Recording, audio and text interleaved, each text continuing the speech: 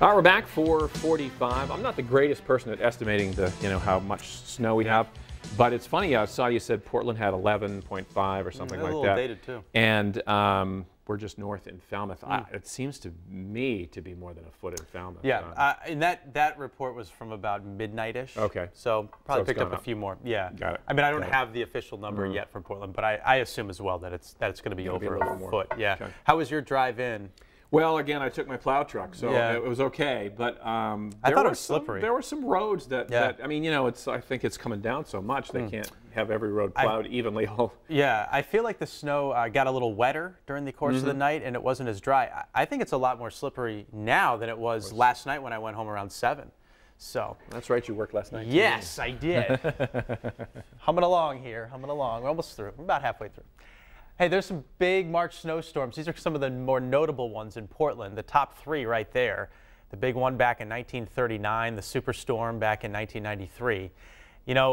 We just had one last year. Corey referenced it, the blizzard of last year around this time, 16.4 inches. And just last week, we had 15.7 from that March storm.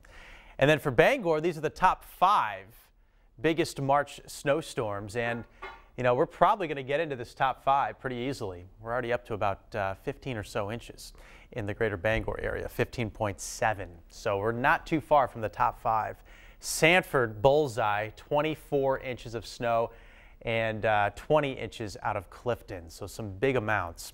The low center right now is chugging up right about to Halifax, and it's sweeping this moisture back into the state. It's kind of like a fire hose that's just sending all the moisture back into the cold enough air. And it's resulting in some really heavy snow bands. And in some places, these snow bands are like 2-3 inches per hour. Heaviest snow right now from the down east coastline, you can see it right there, that dark shade of blue, all the way up through interior down east Maine into northern Maine, Aroostook County getting hit hard, and then back into Penobscot, Piscataquis counties. That's where it's heaviest. But still seeing some light snow in Bangor, and it'll continue to snow most of the morning. Back to the west, it's still coming down hard in the Twin Cities here. Lewiston, Auburn, through Poland and Mechanic Falls, and then into the Oxford Hills. Still some really decent snow rates in here. And the shades of color are getting darker down through the lakes of western Maine. So you can see Sebago Lake and Casco, Harrison area seeing some heavy snow. Here's the big bullseye spot, York County, especially over near the New Hampshire border, and it's still snowing steadily. A lighter snow in Portland, but still a snow, and it's light to the south as well. We don't have much wind any longer. The exception is eastern and northern Maine, where it's still whipping stuff around, blowing and drifting. But it's a lighter snow, and the flakes are kind of just going boom, right down.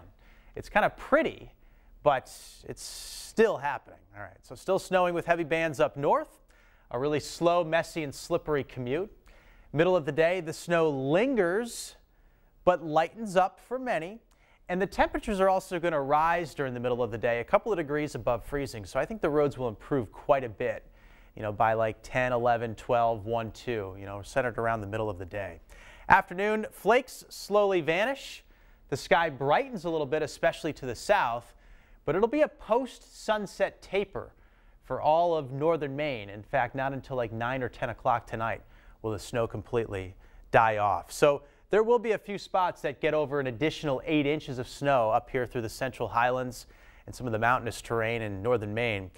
Most in the mountains get another 4 to 8 inches of snow through tonight, 2 to 4 inches for all of the bigger cities and towns.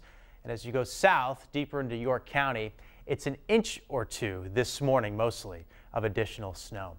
Let's talk about the next week or so, because this pattern doesn't look like it wants to quit. So there's this storm heading out of here. This is Thursday, Friday. The winds are picking up, bringing in some colder air. Sunshine Saturday, sunshine Sunday, sunshine on Monday too, with quiet weather thanks to high pressure to our north. But that high keeps the cold locked in, and here we go again.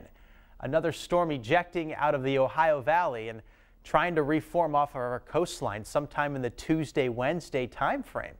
And this could also be a nor'easter threatening us middle of next week. So it looks like the beat goes on. Marine forecast: gales up, seas 9 to 12 feet, southwest winds 15 to 25 knots with gusts to 30 knots. Here are the forecast details, the 7-day.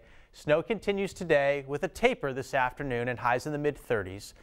Clouds tomorrow, little sun and a passing flurry, 40. Bright blustery on Friday, mid-30s, and a really cold St. Patrick's Day weekend with high temperatures essentially between 25 and 30 with March sunshine. So that's kind of hard to do. The March sun is a lot stronger than it was a month ago. Monday's the last day of winter, mid-30s, nice day. Tuesday's the first day of spring, and yep, that's our next threat for a winter storm.